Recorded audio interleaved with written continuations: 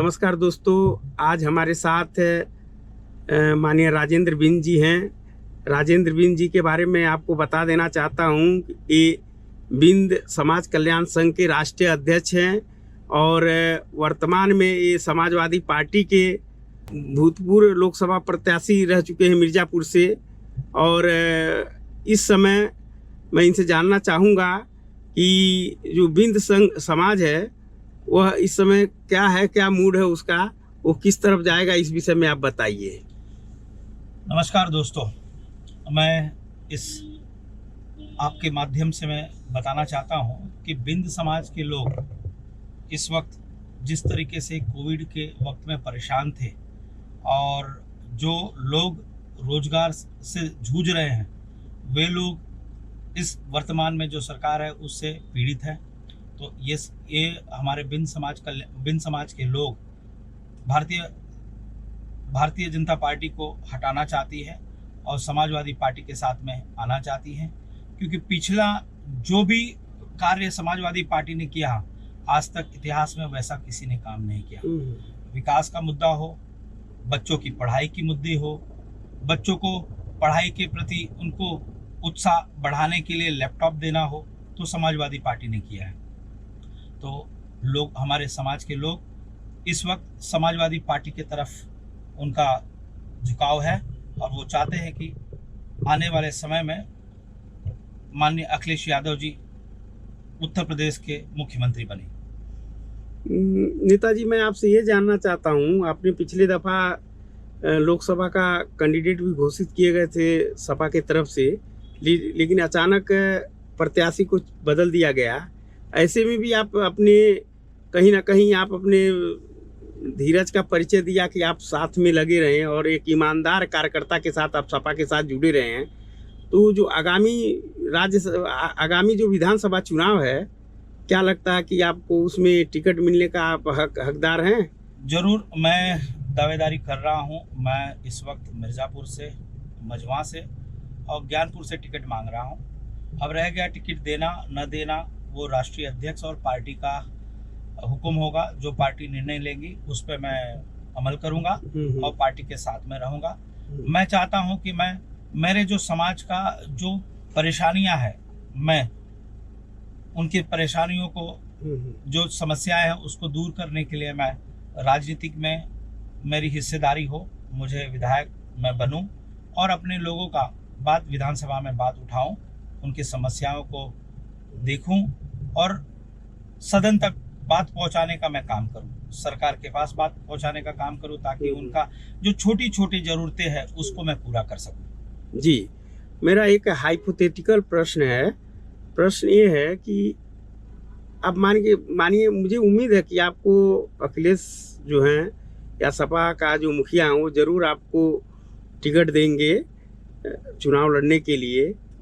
अगर ऐसा संभव नहीं होता तो ऐसी स्थिति में जो बिंद समाज है वो क्या करेगा, वो किस तरफ जाएगा? मैं समाज के ऊपर छोड़ूंगा, समाज जो कहेगी उनके साथ चलूंगा और जैसा निर्णय होगा समाज का, समाज के लिए, क्योंकि मैं समाज के हित के लिए काम करना चाहता हूँ।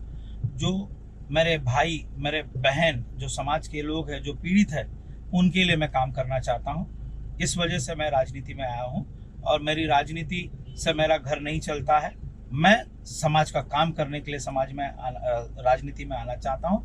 जैसा समाज कहेगा वैसा मैं करूँगा।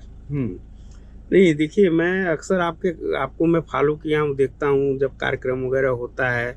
आप जो आपका क्षेत्र है वहाँ आप शादी ब्याह का भी कार्यक्रम फ्री में कई बार करवा चुके। चूँकि कोविड की वजह से मुझे लगता है कि संभव नहीं हो पा रहा है, नहीं तो हर साल आप लोग फ्री में गरीब और दुखियों का जो बालिकाएं हैं, लड़के हैं, उनका शादी भी आप लोग अपनी संस्था की तरफ से कराते हैं।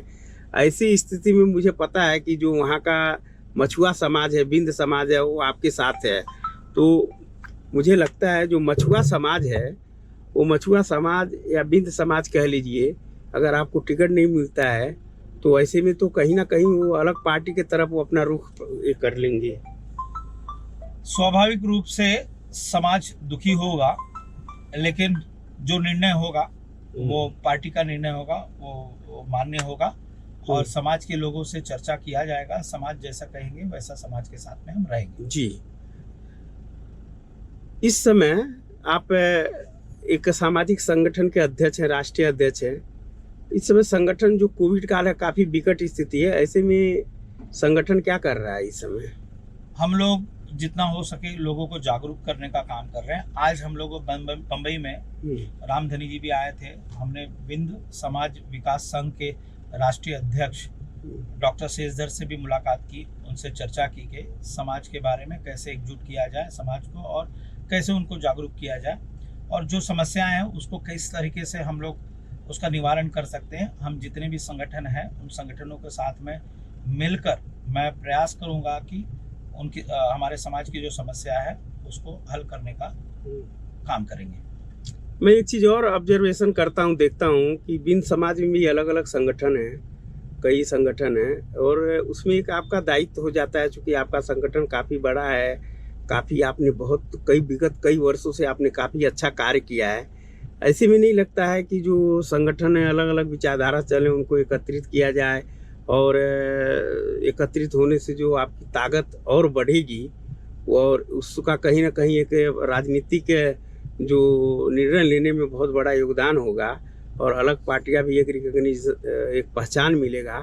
तो आप इसके लिए कोई प्रयत्न कर रहे हैं? जो तमाम संगठन हैं जो आपके क्षेत्र में मैं देखता हूँ, कई और भी संगठन है सामाजिक, तो उनको एकजुट करने के लिए आप कोई प्रयत्न या कोई कोशिश हो रहा है आपकी तरफ से? हम लोग एक बड़ा प्रोग्राम करने वाले हैं जिसमें सभी संगठन के लोगों को और राष्ट्रीय अध्यक्ष है उनको बुलाकर उनसे बात करेंगे और मैं जानता हूं कि जितनी भी छोटी छोटी संगठन बने हैं वो भी समाज का काम करने के लिए उनके मन में जो पीड़ा है उसके लिए वो काम कर रहे हैं। तो मैं चाहूँगा कि सभी संगठन के लोगों को कि एकजुट होकर हम लोग ऐसा काम करें, एक राजनीति में अपनी पकड़ बनाए, राजनीति में एक मुकाम पर पहुंचकर समाज का हित का काम कर सकते हैं। जब तक हम लोग राजनीति में हमारी भागीदारी नहीं होगी तब तक हम समाज का काम नहीं कर सकेंगे। तो मैं चाहूँगा कि सभी संगठन के लोगों से मैं अपील करता हूँ कि हम लोग एकजुट होकर समाज के नाते हम लोग एकजुट होकर समाज का काम करें। चलिए, बहुत बहुत धन्यवाद।